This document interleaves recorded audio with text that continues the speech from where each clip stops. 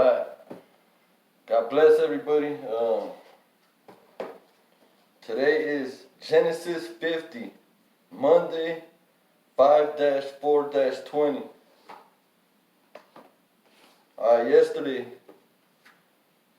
Yesterday we read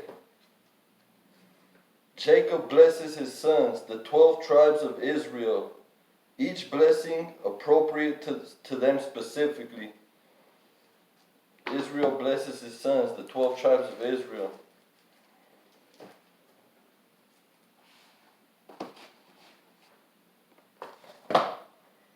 Alright, Genesis 50. Joseph threw himself on his father and wept over him and kissed him.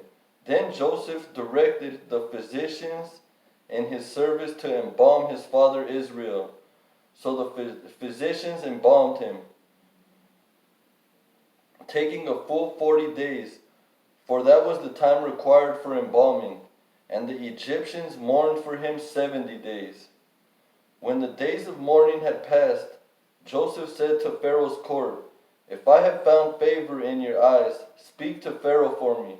Tell him, my father made me swear an oath and said, I am about to die. Bury me in the tomb I dug for myself in the land of Canaan.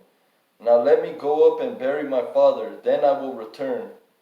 Pharaoh said, "Go up and bury your father, as he made you swear to do." So Joseph went up to bury his father. All Pharaoh's officials accompanied him, the dignitaries of his court and all the dignitaries of Egypt, besides all the members of Joseph's household and his brothers and those belonging to his father's household. Only their children and their flocks and herds were left in Goshen. Chariots and horsemen also went up with him. It was a very large company. When they reached the threshing floor of Atad near the Jordan, they lamented loudly and bitterly. And there Joseph observed a 7-day period of mourning for his father. When the Canaanites who lived there saw the mourning at the threshing floor of Atad, they said, "The Egyptians are holding a solemn ceremony of mourning." That is why that place near the Jordan is called Abel Mizraim. So Jordan's sons did as he commanded them.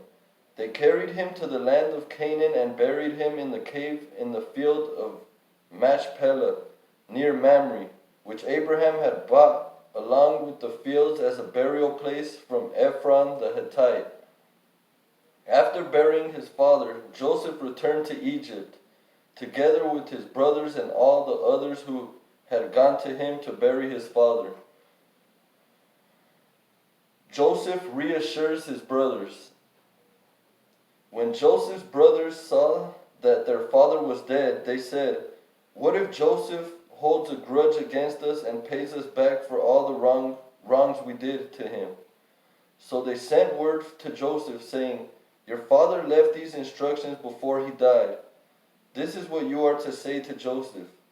I ask you to forgive your brothers the sins and the wrongs they committed in treating you so badly. Now please forgive the sons of the servants of the God of your father." When their message came to him, Joseph wept. His brothers then came and threw themselves down before him. "We are your slaves," they said. But Joseph said to them, "Don't be afraid. Am I in the place of God? You intended to harm me, but God intended it for good to accomplish what is now being done, the saving of many lives. So then, don't be afraid. I will provide for you and your children." And he reassured them and spoke kindly to them. Alright, I like that part. I highlighted that under my likes. Don't be afraid. Don't be afraid. Am I in the place of God? You intended to harm me, but God intended it for good to accomplish what is now being done, the saving of many lives. So then, don't be afraid. I like that because that's how life is, man. God uses everything bad is part of God's plan to make you who you are. Everything you're going through, you can't blame it on people, because that's part of God's plan to build your character to accomplish what you're supposed to accomplish. You gotta. God has a plan for you, and you have to go through some stuff to gain strength to accomplish that mission. So it's like anything you go through, that's God. God uses it for good to accomplish His will. So one more time, I'm gonna repeat that. His brothers are asking for mercy for what they've done to him in the past, and he says, "Don't be afraid. Am I in the place of God? God is the judge, and God is the punisher, and God is the judge. So, am I in the place of God? You intended to harm me, but God intended it for good to accomplish what is being done, the saving of many lives. So then, don't be afraid.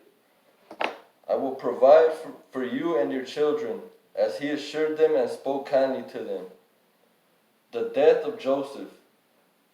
Joseph stayed in Egypt, along with all his father's family. He lived 110 years and saw the third generation of Ephraim's children. Also the children of Machir, son of Manasseh, were placed at birth on Joseph's knees.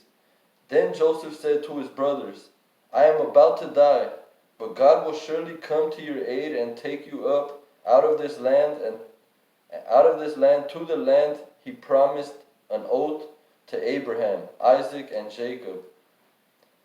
And Joseph made the Israelites swear an oath and said, "God will surely come to your aid, and then you must carry my bones up from this place." So Joseph died at the age of 110, and after they embalmed him, he was placed in a coffin in Egypt. Alright, tomorrow we're on Exodus. I'm going through the Bible in order like this. Some people say that's not how it's meant to be read, but that's how I'm going to read it, front to back. And so tomorrow we start on Exodus. I said I was going to recap all of Genesis, but when I started writing it and recapping it, I just ended up basically rewriting like the whole Bible, and all the parts that I left out, I felt like that was important. So everything in the Bible is important. So I'm not going to recap Genesis. You're going to have to read. It was meant to be read on your own terms. And amen. God bless everyone. Be safe. And God bless everybody's families. Love.